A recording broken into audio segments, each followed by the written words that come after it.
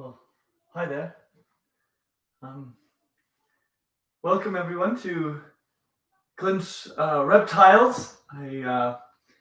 Clint, as you probably know, is away today, and so he's asked if I would do the live stream, and so here I am.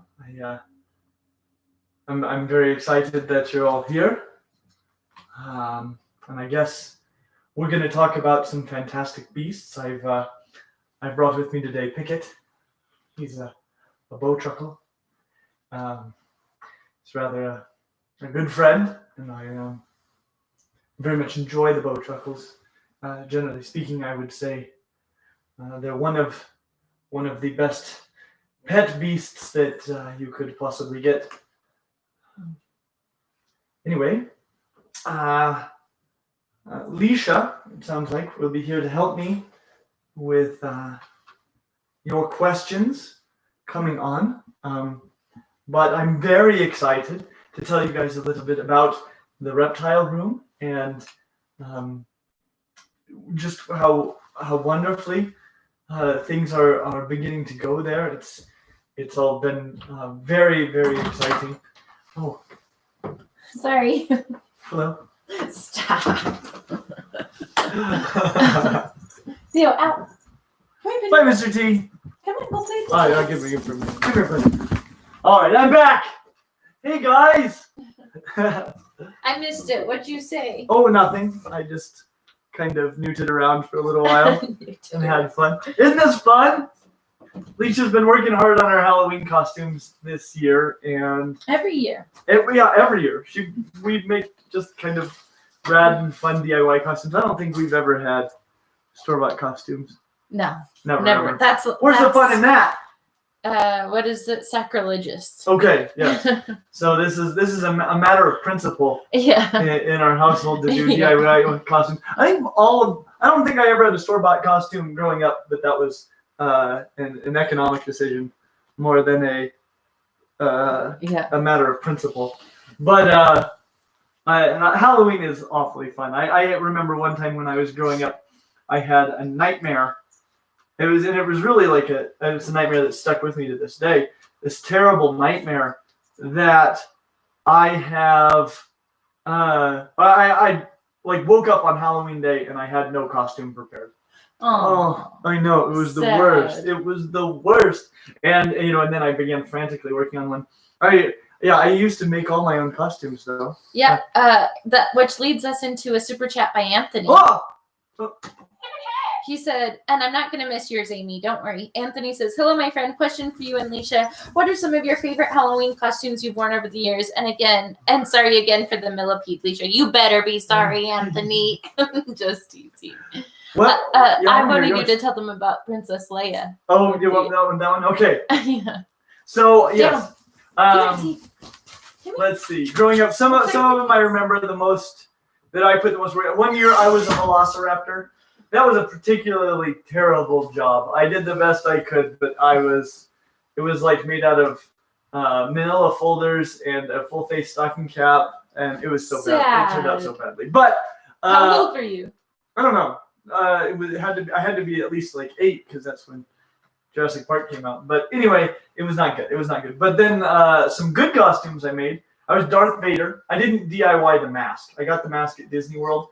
On the Star Wars ride there in the gift shop, they had masks even before you could get Darth Vader masks, and I saved up for a long time and got that mask, and then I made the rest of my costume, and then one year this is the legendary one. Leisha once my best friend Anne Marie and I we were Star Wars characters. She was Han Solo and I was Princess Leia. And it was delightful and wonderful. And I made that whole costume. He got brown yarn and braided it and put it in little buns for his hair. It was so great. It was the Princess Leia that we refer to as Cinnamon Roll Leia. I did. Yeah. In retrospect, I should have done Jabba the Hutt, Slave Girl Leia. Oh dear. It was too cold for Colorado winter. Yeah. Colorado October. It doesn't work. let's see, we've done some great ones over the years. Woody and Jesse. Was one of our first ones. Yeah. We were Mad Hatter and Alice in Wonderland. Yep. And then we did Jack Skellington. and Sally. And Owen was you were the mayor and you were Sally. For the Atkinsons, Will and Michelle's Halloween party, I was the mayor.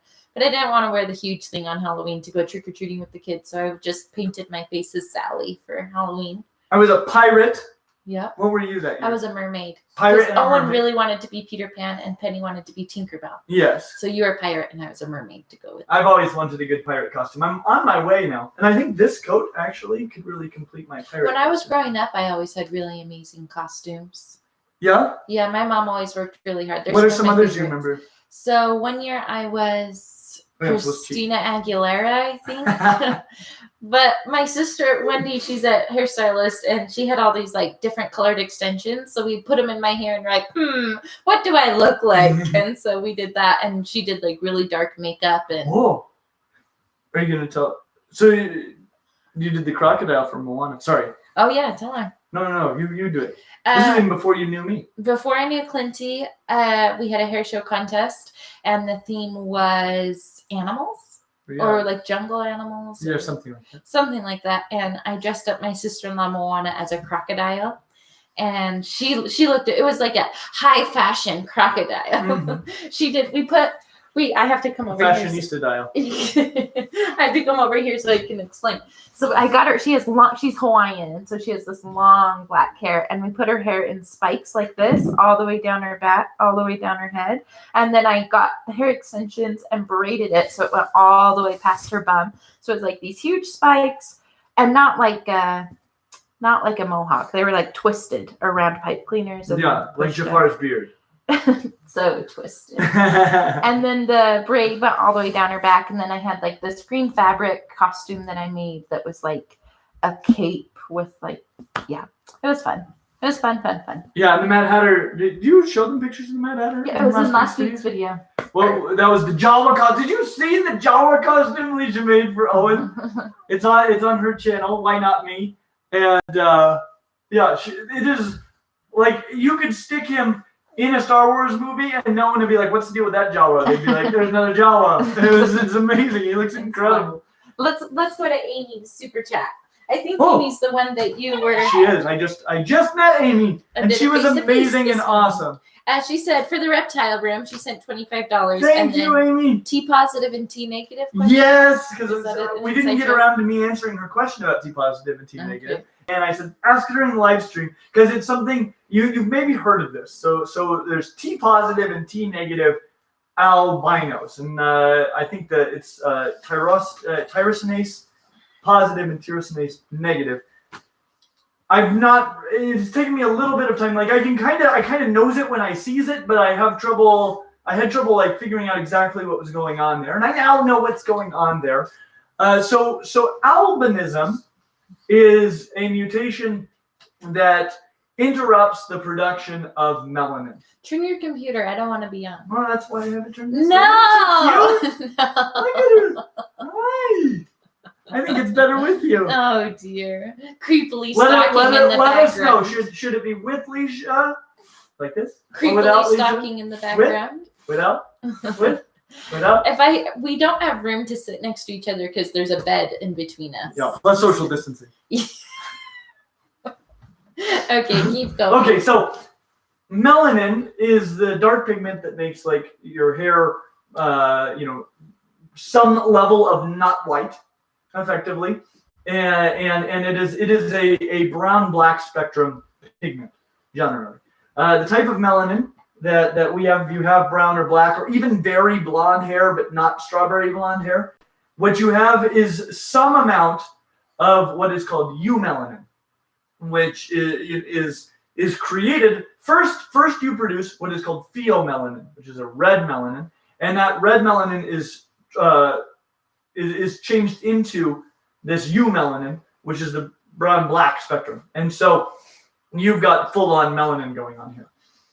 People who have red hair have a break in a gene called MC1R, and they've got two copies of this gene, both being broken.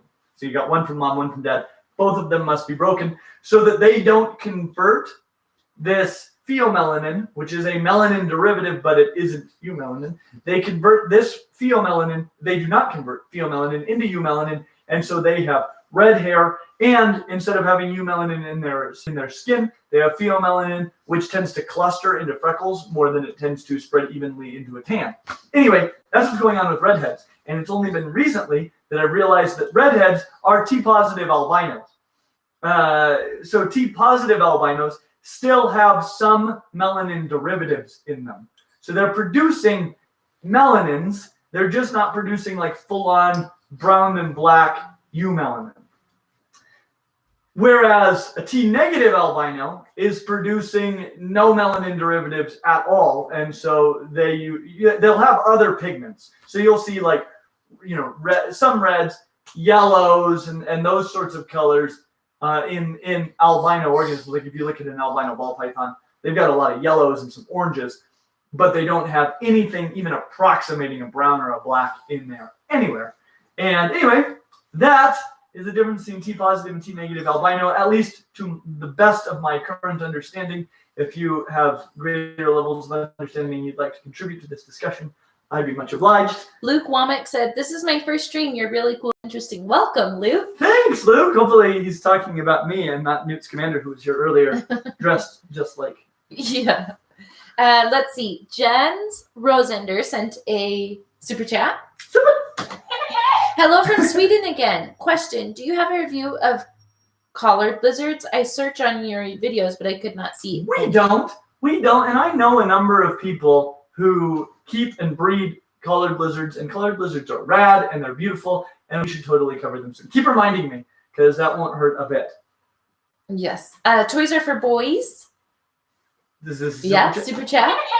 She sent $6.66, or they sent $6.66. Interesting choice. Said, "Here's 666 in Canadian to keep the evil away." At least I think that's how it works with a heart. Works for me.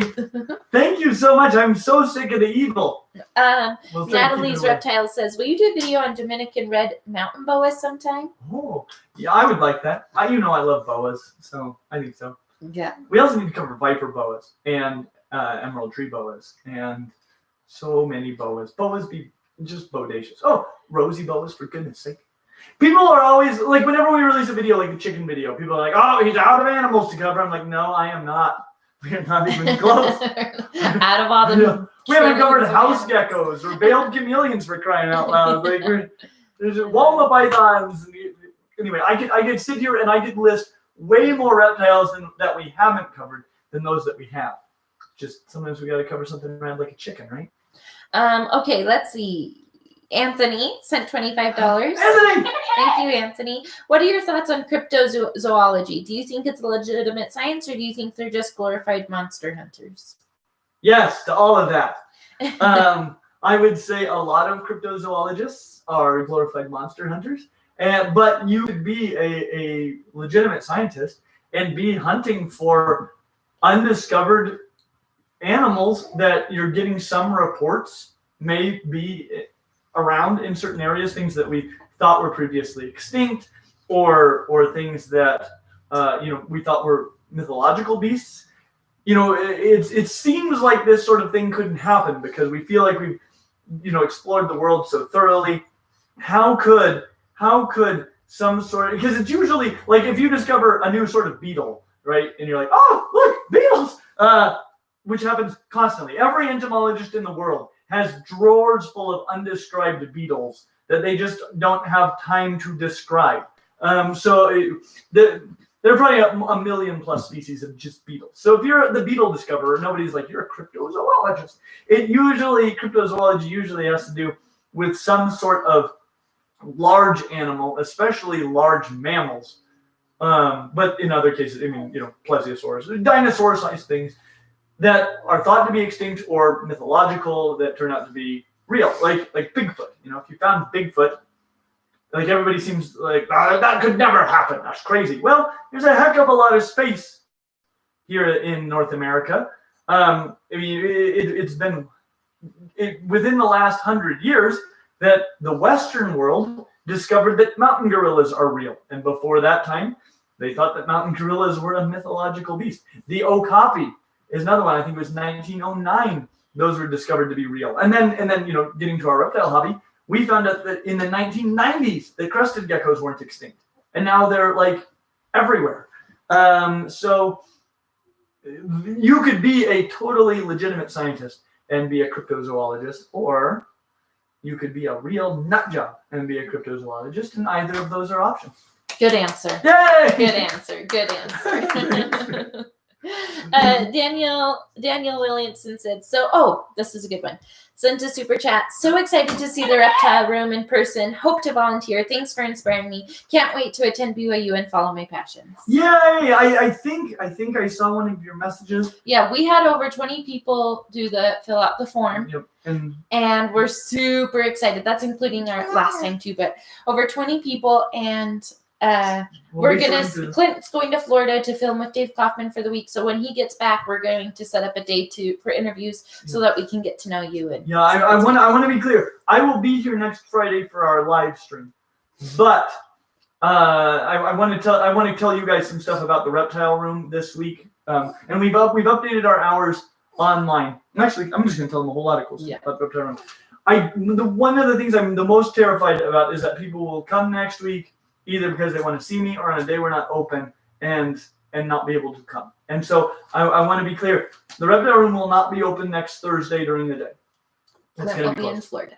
And the other thing is the reptile room will be open on Monday, but I personally won't be there. So if you want to come and see the reptile room and have a great experience, like there's going to be awesome people there. You can meet Nate and Kevin, and I mean you'll have a great time. It's just if you're going there to see me, I won't be there, and I want you to know that. I just don't want anybody to be disappointed when they go. Thursday we won't be open, and we're still figuring out our exact hours. We'll have them up on Google as soon as we can. Things have been amazing, especially our Monday nights. This last Monday night was really as many people as I feel comfortable having there at this particular point in time, and that means time to open up more nights. And so we're going to open up at least day to open the reptile room starting in November. And so stay tuned for that. But we're figuring out exactly when that'll be. And that's actually a lot of why we need more volunteers. and so thank you for being willing to support us and volunteer with us. It's going to be really fun. We appreciate our volunteers so much because we couldn't do it without them.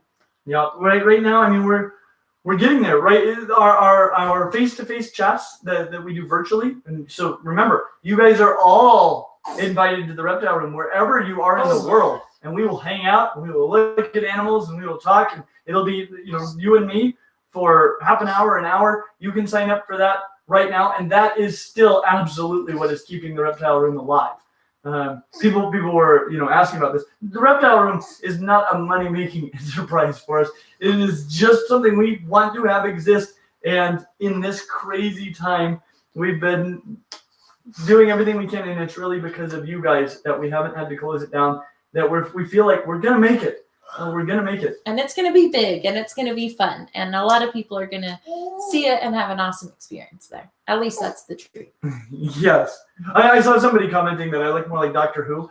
While we were out filming, this is a true story. When we were out filming Leisha's video, which is it live yet? Or? It's not. It's uploading. There will be a video on the making of this costume, plus some just other rad stuff and views from the reptile room. And I want to talk about that later. Okay. There's lots of secrets that I want to talk about later. We'll be coming on later, but while we were filming that, I was out on the street, actually right where we took the picture that's the thumbnail for this video, and somebody was like, "Oh, it's Dr. Who!" Out their car window, Dr. Who! When Leisha shaved me, I'm like, "Yep, I really look like David Tennant now." Like there are a lot of, over the years doing this channel, people are like, "You look like this person or this person or this person," and a lot of them I'm like, "Nah, not really." When they said Doctor Who, I hadn't really watched Doctor Who, but I looked up David Tennant and I'm like, "Holy cow! Yep, they are correct." But with the suitcase with Pickett, did you show them Pickett? Yes. And a wand, Newt comes together.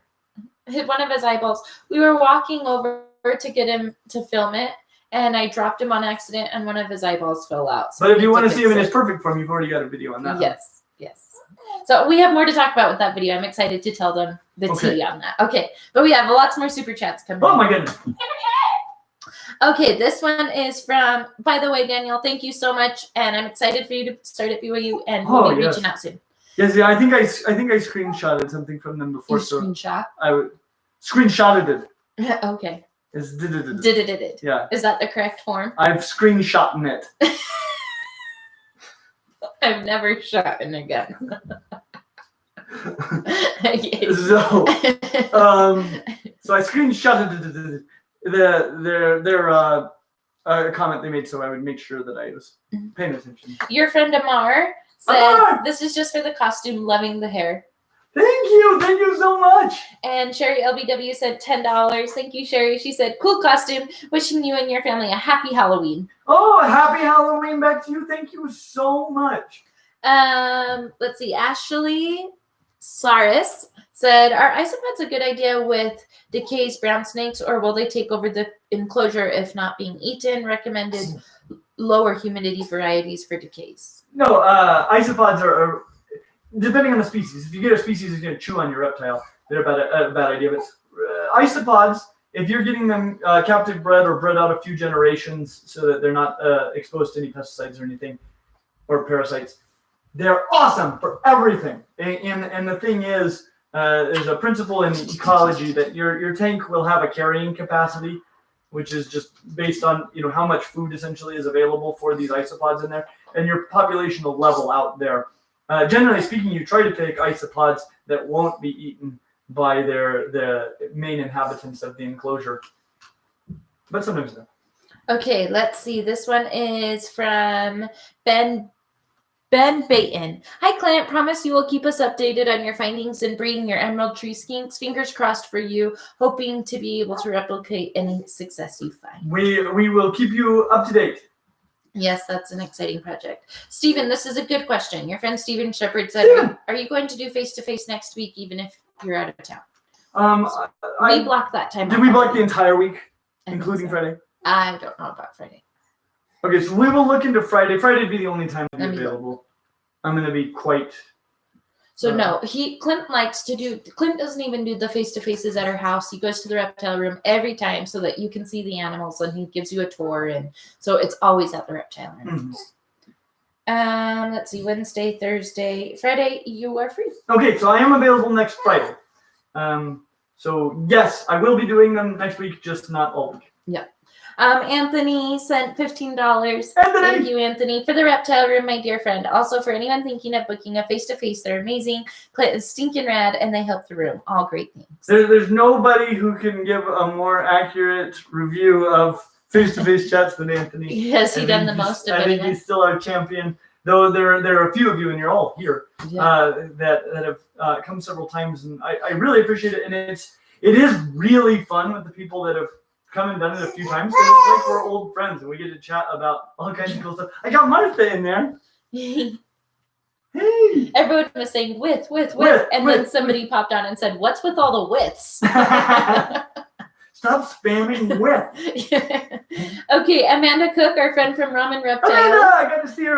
Yeah, she said loved getting to see the reptile room, and she left a really nice Google review. Thank you so much. Thank you so much. It was awesome. Awesome getting to see. Did you show her sculpture? Absolutely. It's the first time she got to see her sculpture and the snake that inspired the sculpture. Still happy with it? I think so. Amanda, were you still happy with it? I'm stupendously happy with it, and I show it to that snake never comes out of the drawer without being like, and check out this sculpture from Ramen Reptile. It's true. Mr. and Mrs. Morelia said, "What's the most dangerous animals you've kept around your family, and how did you go about that process, deciding what to get, how Leisha felt, etc.?" Most dangerous animals, we have black widows. They're not super dangerous, and they're in jars. Which is, here's the deal. Around here, everybody's... I don't want to be in. Okay. Thanks. So around here, everybody's keeping their family close to black widows. It's just ours are in jars. And they don't kill anybody anyway, really. Right now, the most dangerous animal we have is a Vietnamese giant centipede. It's at the room. Well, when things were at our house, like in Provo, for example, one of the most dangerous things was the boa. And I changed Owen on the floor. Is this okay if I tell you? I guess. You don't want me to? Well, it's better. It happens, I think, to everyone, and it's good to know. And you learn from your mistakes. I was changing the one on the floor, and we have these little like plastic, not like, what are they called?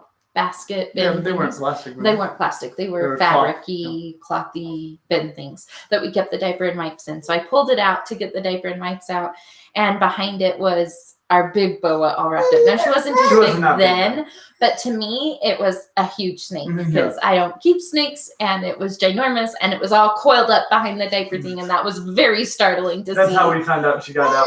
Yeah, I was like, and Clint's parents were staying with us, and he didn't want his parents to know that the boa got out, and so I was just like, what do I do? I'm so scared. But they watched this, so Clint, surprise. Clint! I'm just like saying his name as calmly as I can. Clint! But Clint figured out how she got out, and she's never been able to get out since. Yeah, she at that time she was in a rack, and the top shelf could flex a little, and so she pushed the top shelf up, and so I just put a ball python in that spot, and her lower. And she was fine. She was cold. She wasn't aggressive at all. It was totally fine. It was just startling. Yep. Indubitably. And honestly, the reptiles in our house have been the camel sneaking into the tent, I think. What do you mean? Oh, it's like, just because it's like, can we have this crested gecko? Can we have this gopher snake? Can we have these bearded dragons? And I'm like, okay. And then all of a sudden I'm like, oh no, reptiles everywhere. It only starts with the crested gecko. It's the gateway drug. They're great. I really do think that the reptile hobby has expanded dramatically because of crested geckos. Because there are a lot of people who didn't like reptiles, who got way into crested geckos, and then they started discovering, hey, there's all kinds of other rad stuff. Okay. Sorry, took over that question. Do you have any? No, that's good. That's good. Okay.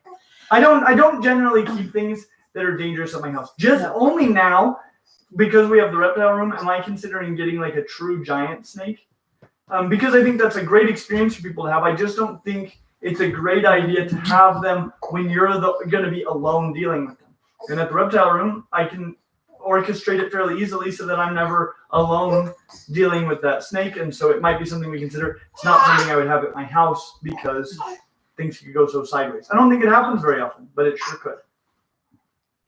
I don't think I'd want that sound Where's in the my house mic? either. Because I sound really good, but Clint, you don't sound Well, it's right here next to me. I'll move it up a little. and face it towards you. There, better? Better? I got better. Okay, Sherry LBW said, Sherry. what if we want to one-on-one chat with Leisha with a smiley face? I think that's in jest. But if it isn't, put it in the notes. We'll do that one from home. She can show you all the kids. Tell me, I'm going to be all the kids. Yeah. Oh, dear. This is a baby one. Well, I think we should jump over to Patreon. Patreon. I'm gonna switch into my other jacket. Yes. I'm freezing cold. Would you like this jacket? Woo. All right, we'll drop one layer. Okay. Are you ready for some Patreon? Patreon. Do you want to tell our people what Patreon is? Patreon is amazing. Patreon, honestly, is a huge part of what has allowed this channel to continue on and grow and expand and just get better at what it does. And as a way of saying thank you, we have a lot of features available to our patrons at Patreon, our rad fans and our stinking rad fans. And one of those is that you get to submit questions during the week.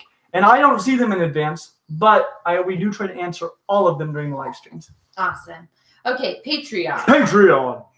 This is from Ben Bacon. Hi, Clint. Your video inspired me to purchase some emerald tree skinks. Both females are quite fond of jumping onto me whenever I open the door for feeding/maintenance. Isn't it adorable? We love it. They're unbelievable. And will otherwise run up to and claw at the door whenever I approach. It is cute and endearing, but can be kind of a pain when I'm simply trying to feed them and have to worry about where they are on my body and the possibility of them jumping off and falling. I know it's a problem many reptile keepers would love to have, but any advice? Okay, so I have lots of thoughts on this because okay, so the Emerald Tree Skinks, if you haven't seen our video on Emerald Tree Skinks, watch it. Watch our video on Emerald Tree Skinks. They're amazing. And yeah, they're stupendously personable. Here's the thing I've found as far as feeding them. If I'm feeding them insects, And I haven't had them out yet to interact with them. So one thing I've noticed with them is if you get them out and interact with them a little bit and then put them back in, you have about a minute where, maybe not quite that long, but 30 seconds to a minute where they're like, oh, okay, I'm happy to be back in here. And then they want to come out and play again. And so if you can take them out and play with them for a minute and put them in there, that might give you enough time to feed them and stuff. I also, with insect feeders, if I hold an insect out to them on tongs, they will jump.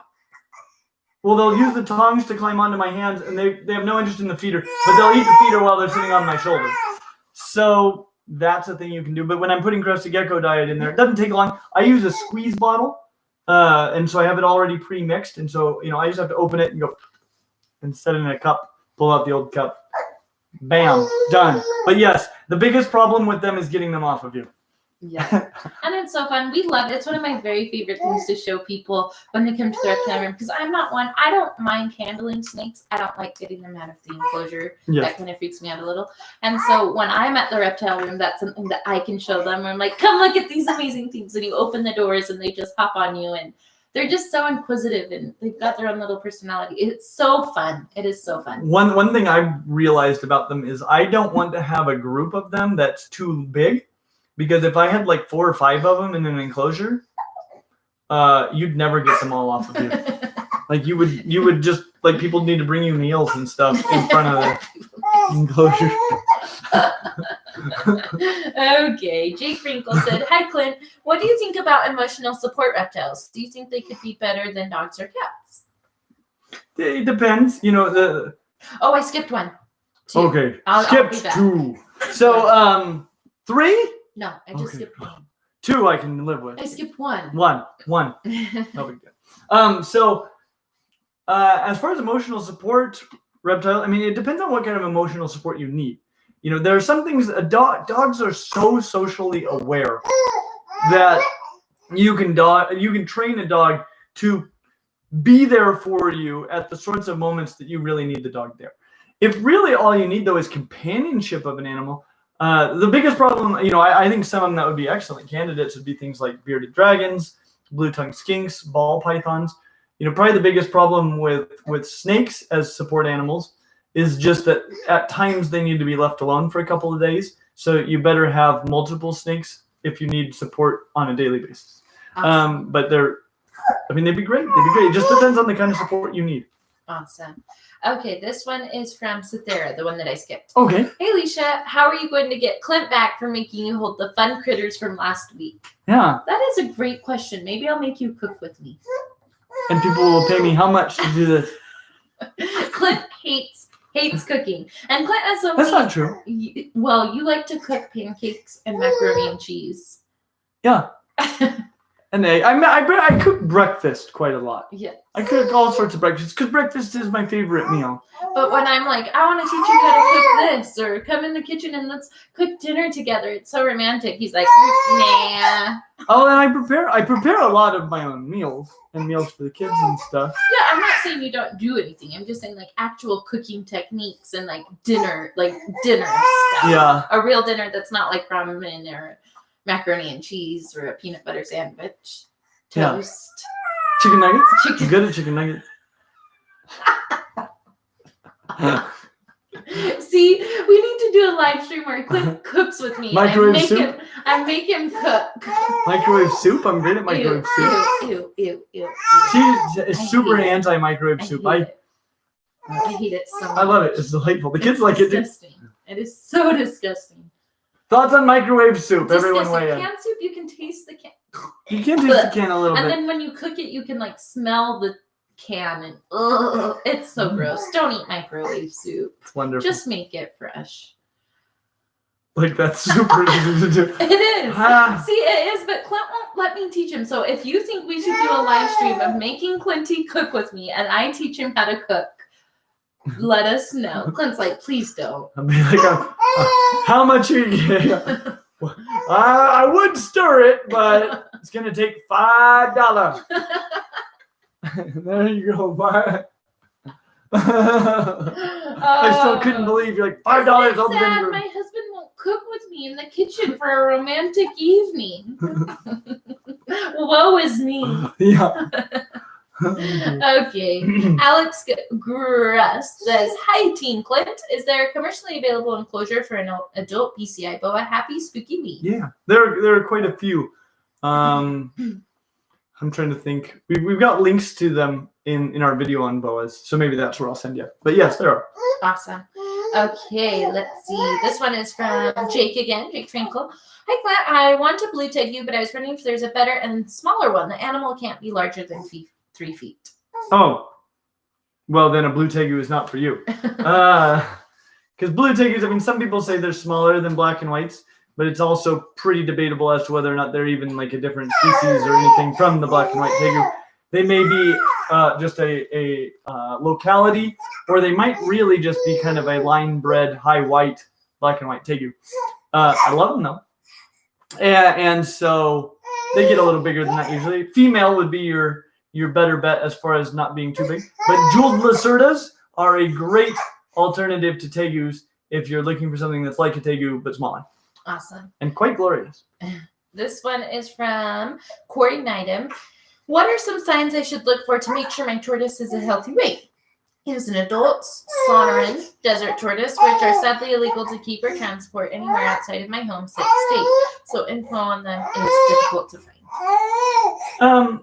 For the most part, because tortoises eat such a low-calorie diet, it's a little bit difficult to make an obese tortoise. You can get an obese snapping turtle pretty easily, but an obese tortoise is a little harder. It's a little harder to gauge also, because most of them is concealed by their shell. But if they're pouring out of their shell, that's overweight. If they're really, really sucked in by the shell, they're probably a little bit underweight. But yeah, obesity doesn't seem to be a giant problem with tortoises. Probably malnutrition is a bigger problem with tortoises. Awesome. Okay, this one is from Jake again. "Hi, Clint." Oh, never mind. We just read that one. Anthony, "Hello, my friend. Why does a shingleback look so different from other species in the Tiliqua genus? Also, in the spirit of upcoming Halloween, I'm watching the live today in my Punisher costume." What's that? The Punisher. From Marvel. I don't know. Superhero. Okay. What is Kind of an anti-hero. Okay. Okay. He is kind of the Marvel equivalent of Batman in a way. But Anthony probably has a much better description of the Punisher than I have a diaper to change. Okay. So you I'm on my own. So I better have a long one. What was the question? I got talking about the Punisher. The other in the genus Oh, why? Oh dear. Why do shinglebacks look so different? I don't know. Shinglebacks are fairly different from other blue tongues in the way that they live their lives. They seem to be largely monogamous, which is pretty bonkers. And if you're not familiar with shinglebacks are awesome. I showed you one. It's the only one I had ever seen until recently. But I show you one in our video from Tinley. And there's a couple of different types of shinglebacks that you'll see. One of them looks essentially like a pine cone, a giant pine cone, and their head and tail have basically the same shape, which is pretty wild. And it's a little bit, I have a little bit of trouble figuring out exactly why that is, because they're not great at fleeing from predators. But anyway, they're super, super interesting. Though in a lot of ways they are built like other shinglebacks. The other one has this calico sort of coloration, orange, black, and white. They're amazing looking, and I still don't think I've ever seen one in person. Though when I went to Australia, I did get to see some blotched blue tongues for the first time in my life in person. And I've always liked them a whole lot. I actually find that I don't like them quite as well as I thought I did. I like them just fine, but they're not as much more beautiful from other blue tongues. We have some really cool blue tongues even here in the United States. And I really like the Western blue tongues. They're super cool. I'd like to see more of those. Let's see. Well, since I don't have Leisha, and I have no idea what the questions are from Patreon, I'm just going to look at what you guys are saying. Let's see. Kind of looks like Abraham Lincoln. Why, thank you. This is my Lincoln look. I need a top hat. Okay. What is the recommendation for a tank for a small aquatic frog? The biggest thing with small aquatic frogs, I mean, you're basically setting up a fish tank for a small fully aquatic frog, like a dwarf African clod frog. The main thing is that you're going to want to make sure that you don't have too much current going on where it's difficult for them to just sit in one place motionless, because that's most of what they do. If they're having to swim against the current all the time, they'll be dead in a few hours. I'm now on a binky search. Oh, now on a binky search, so I will just keep going. Let's see here. What did I make? I have no idea. Okay. Much love to you and your family. Thanks, Meek. Let's see here. Boy, I'm like halfway through some of these conversations. I'm glad I don't normally do this. Would you ever do a video on any other crocodilians? Yes, I would. In fact, very recently, we almost did one on Morlitz crocodiles, and we probably will do one on Morlitz crocodiles at some point. What other crocodilians would you guys like to see from us? Because I do love me some crocodilians. I think we've covered 2 of the more reasonable ones, and they're not very reasonable. I know I brought one in here, but I can't find it. Penny's on the search. Oh, good. Penny is our master finder. Let's see here. Okay, are we going back to super chats? Do you want to keep doing Patreon? Clint, is the title after me or the Newt? I am the Newt. And you are also the Newt, which is confusing for us all. Okay, let's do one more Patreon question. Oh, Patreon. It's a long one. Okay. From Robert. Of course it's long if it's from Robert. Oh, but it's going to be excellent. Hello, Clint. Question about the evolutionary elements of ophidiophobia, arachnophobia, and galleophobia. Fear of sharks. Sorry again, Leisha. I read about a study on fear and phobias where the subject's heart rate and pupil contraction was measured when shown images and heard the names of common fear-inducing animals or situations. It seems that between snakes, spiders, and sharks, that sharks cause the strongest reaction in the subjects of the experiment. Considering the former 2 phobias have argument based in evolutionary behaviorism, most monkeys are afraid of snakes as predators. Do you think the fear of sharks might also have such a possible root cause? If so, do you think this supports the whole swimming ape theory at all? Alternatively, do you think it's just the case that big, toothy fish are scary to think about and we are a bit socially conditioned to fear them?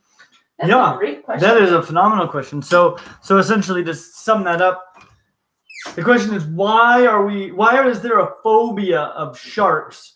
You know, the phobia of spiders and snakes makes some sense in humans to fear those animals because historically they have been fairly dangerous for humans, or at least for other primates. And so, you know, it makes some selective sense to be afraid of spiders and snakes. Less so about sharks, unless, as he suggested,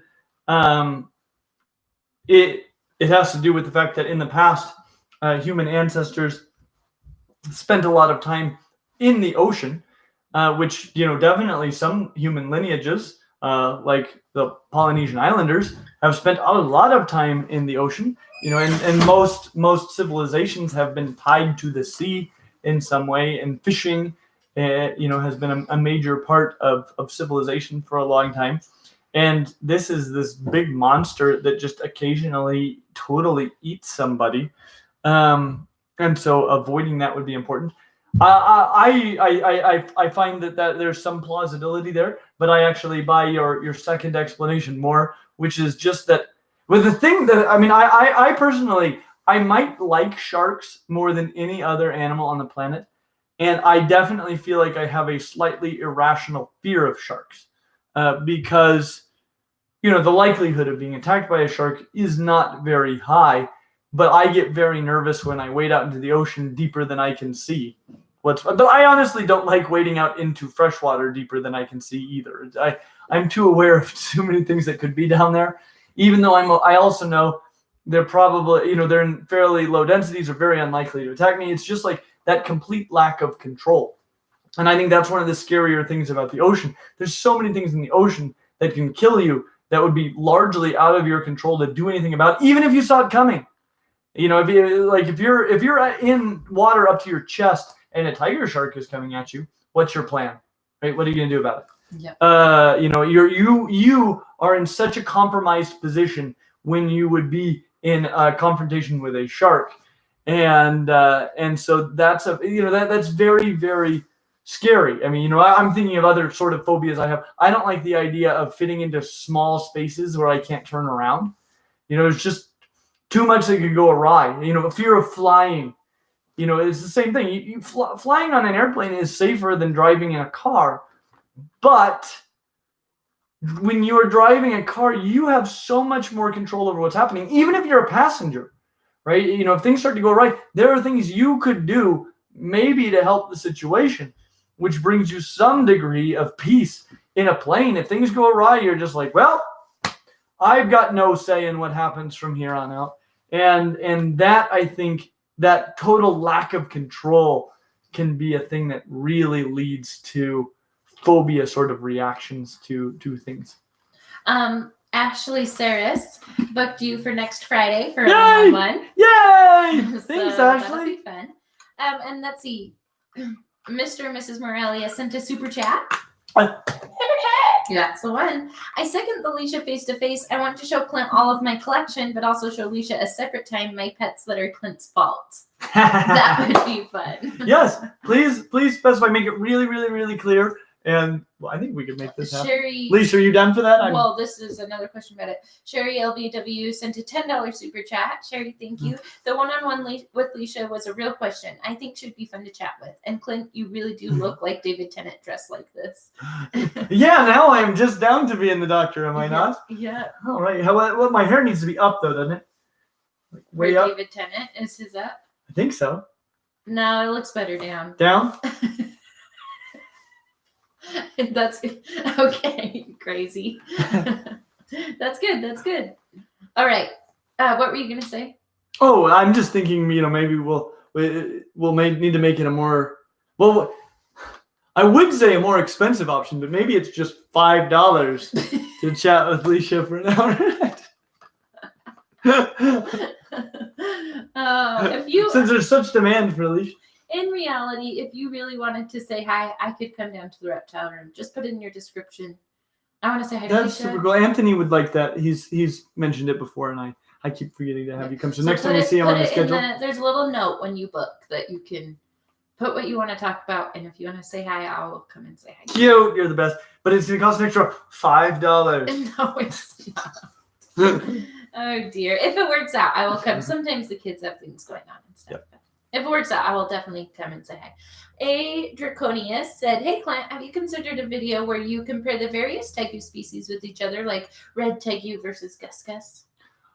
I have considered it, and I'm trying to figure out what I want to do right there. For the time being, and this is an unofficial thing, and I could undo this in the future, but for the time being, I'm kind of slowing down my production of like head-to-head videos.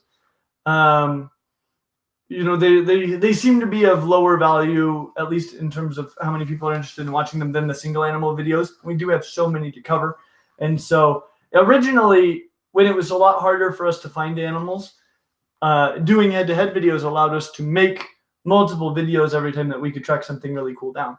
And now, really, what is limiting the number of cool animals I can show you is just the number of videos we can produce. And so every time I make a video, it comes at the expense of making a different video. And so we're learning to be a little bit picky about exactly which ones we make. But I mean, we haven't even done red tegus. We haven't done blue tegus. We haven't done gold tegus. We haven't done. You're out of animals. Colombian black and white tegus. Yes, yeah. We're out. There's nothing left to cover. Just over here in the chat. Let's see. In the chat. Sophie Dragon said, "I'm late again because of school, but I'm glad to be here." So glad you Welcome, could make Sophie it. Dragon. Okay, let's see. Anthony Simone said, "I added, would love if Leisha could be there in the notes of the face-to-face I scheduled on the 9th. Hope to see you both there." That would be amazing. That would be amazing. I saw that you had that Put it in the scheduled. calendar. I'm already That's fun. excited for it. So Yeah. that'll be great. Tony Smith said, Oh. "Make him." And if you can practice a song, you guys should both practice a song. That'd be so great. You That'd could be sing fun. together with a slight delay potentially. With a slight delay. play. It'll be around. Beautiful. It'll be around. Tony Smith, I love this idea, Tony. This is the best. We're definitely going to do this. Tony Smith said, make him open a bunch of Pillsbury products. Jason already did that to me for Patreon because he's a monster. Tell him about that is a actually very good and very reasonable exchange of things to have me do. Well, how about this? We'll make biscuits and gravy with Pillsbury biscuits, so we don't have to do those from scratch. So you'll have to open them, and then I'll teach you how to make a roux and make gravy from the sausage. I know how to make a roux. No, you don't. Yeah, you get a male kangaroo and a female kangaroo. Spank his bum. Okay, I like this idea very much. Also, tell him about Sunday when you're making cinnamon rolls. When I had the kids open it? No. When I had you open it? Because you love me? I was like, hey, you have to open it. And he was so sad about it. And then I sneakily opened it. She opened it for me and said, I bought a package of 2 doohickeys of cinnamon rolls, Pillsbury cinnamon rolls. Like I told you, I like to make breakfast. And so I bought 2 of those, and we had them on 2 different days. And the first day, my kids, who enjoyed the heck out of doing it, opened the cinnamon rolls for me. But the second day, they were still in bed. And I was like, oh no, I have to open my own cinnamon rolls. No. And Leisha was mocking me. And then because she's actually sweet and wonderful, she opened as a surprise. And I handed them to him open, and I said, I love you. She does. She does. She really does. But we have to do that for a live stream. That's so perfect. Mm-hmm. So perfect. Okay. Pibble Punk said, I'm choosing between a ball python and a boa for my first snake. Given budget and space restrictions, it may be the only snake I ever own. What do I do? If I could only have one snake, it would very likely be a boa. But if space and budget are problems, a boa is going to be more expensive and need more space over time. So, but if it's going to be your only snake, you'll be very happy with a boa. You'll be very, very happy with a boa. Boas give hugs. Mm-hmm. This is a strange. That's it. That should be a shirt. Boas give hugs. That's adorable. How do we not have have we never even said that? Michelle, write this down. We need a boas give hugs Michelle's shirt. probably spending time with her family. She's Unbelievable. Michelle, always spending time with her family because they're in town. Okay, let's see. White Hawk. This is a weird question, and here it goes. Not a reptile question. If you cut a gingerbread man's head, does it count as murder? Murder.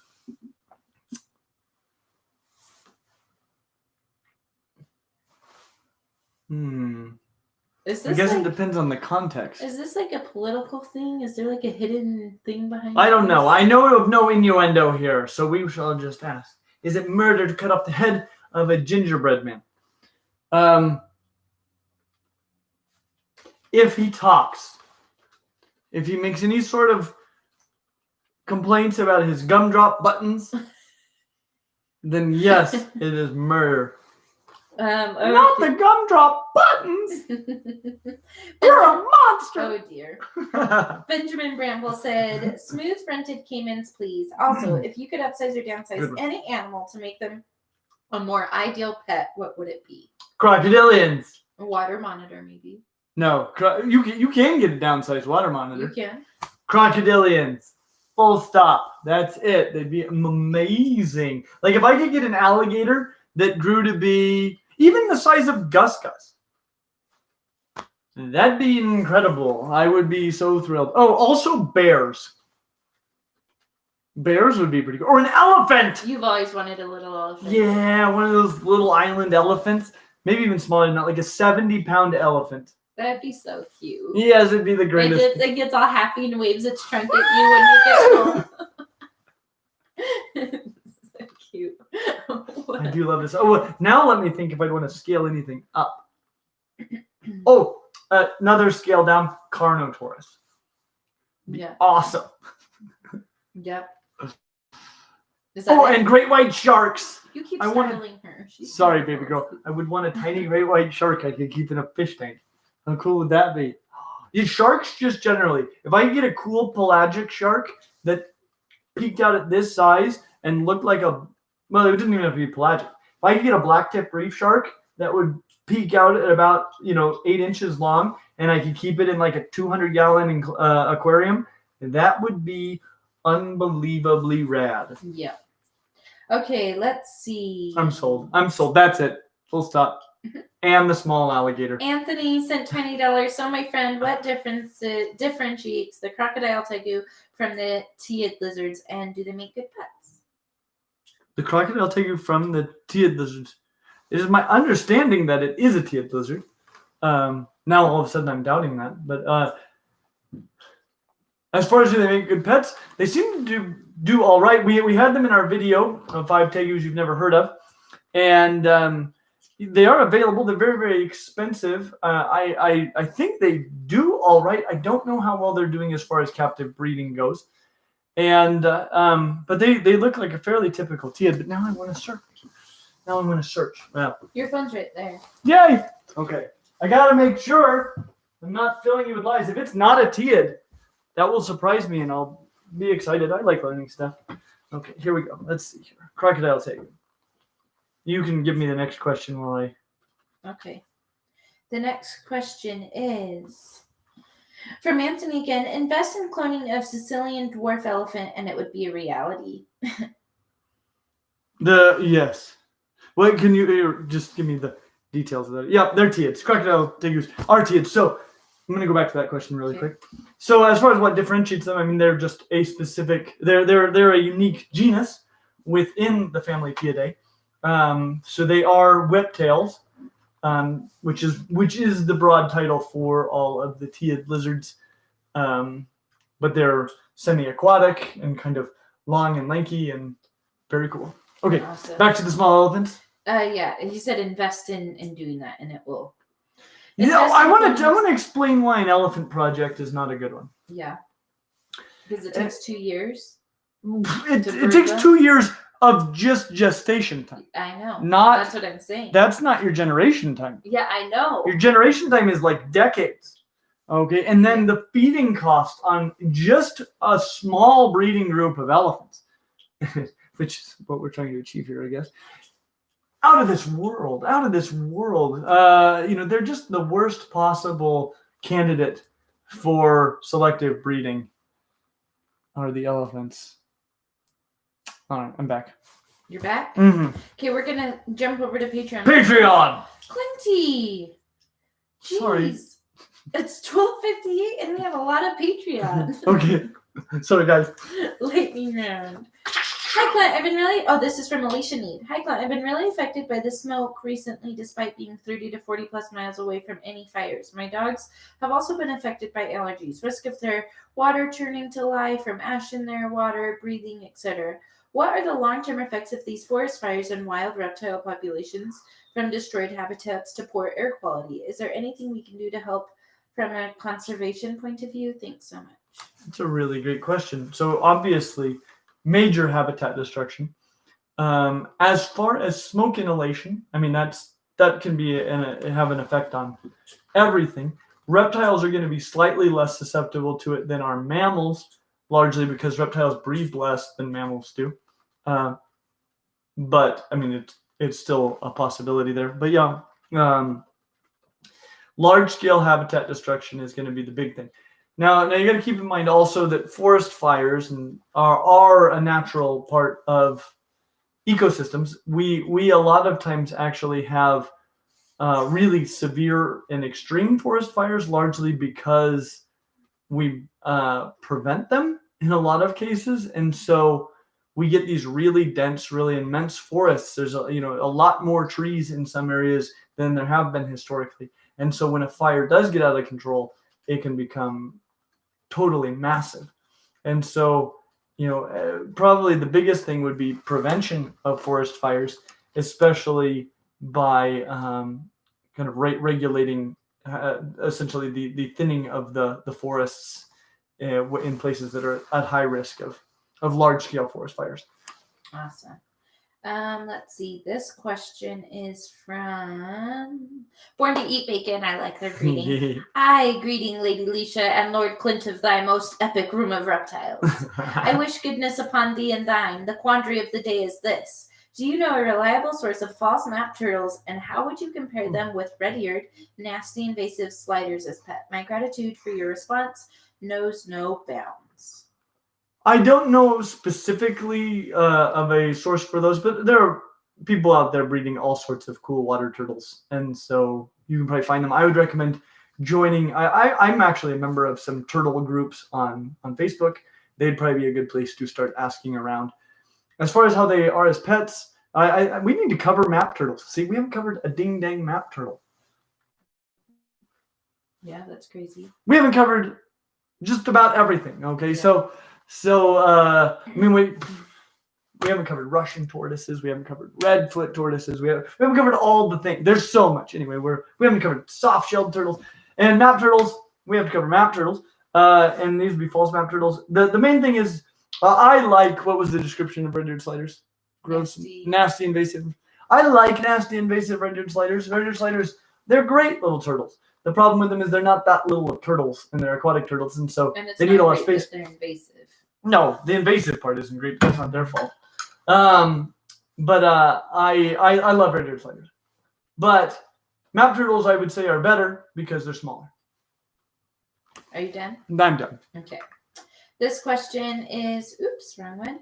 This question is from Matthew Cunningham, and it's a long one. Hey, Clint, thank you so much for all the content. I'm from a province where there was a horrible tragedy involving an African rock python and 2 small children, and the children in question had been playing with a bunch of animals that day and spent the night under a pet store where there was an African rock python that escaped through the night. The boys were asleep on the... Should I keep reading this? Yeah. The boys were asleep on the couch, and the snake thought that they were food. The snake was euthanized, and the children didn't survive. There was no winner in that situation, and it breaks my heart. I own a ball python thanks to you and your channel, but because of this incident, people find out I have a snake. They think I am some horrible person. Finding an apartment has been impossible. I don't have a formal education. I dropped out of high school, started working in construction, but I've accumulated vast amounts of knowledge and work ethic, and now I want to start a reptile sanctuary information center because the hatred of these animals around my hometown and the surrounding province as a whole. It's heartbreaking. Where would I look for regulations on something like this? Sorry for the ramble. I felt the question needed build up. Thank you again for such awesome content. That is a really tragic situation. And it's interestingly enough, it's one of the few situations I can think of where large snakes have been attributed with the death of people. And it is my understanding, if you're talking about the event that I think you are, which was an event in Canada where 2 kids fell through the ceiling and supposedly killed 2 people. My understanding is that it was later discovered that that's not what happened at all. That those children were murdered by a human being, and the snake was used as a scapegoat. And later on, that was discovered to not be the case. The snake had nothing to do with it. And really, it never made a lot of sense. For one thing, how is a snake going to kill 2 kids in a room without... I mean, it is possible, okay? But the snake's not going to constrict both of them at the same time unless they're, lying right next to each other in a bed. And so... Remember to mute your... Yeah. And so... they're going to, one of the kids is going to make a noise. The other kid is going to go get a parent or something and come back, and the parent's going to take care of the snake, right? An adult human being who's not being wrapped up by a snake can defeat any snake on the planet, right? If some venomous snakes, you might die a while later, but you're going to win that fight. And crushing the head of a giant snake that's attacking your child, not that hard to do. Not that hard to do. So that's how that really goes down, unless something really, really awful has happened. And so, maybe look up what really happened, and when people bring up this concern, provide sources.